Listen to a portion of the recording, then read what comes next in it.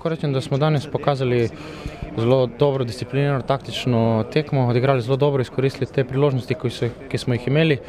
Gorica pač ni in na koncu smo zasluženo zmagali in držimo še vedno ta vrh.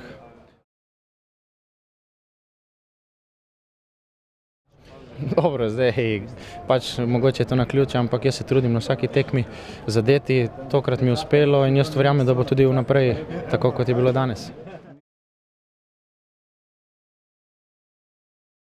Ne, nisem želel slaviti, to je moja publika, tu sem od 6. leta, tako da jaz se mi zahvaljujem tistim, ki so mi ploskali za podporo, tako da vse naj kaj.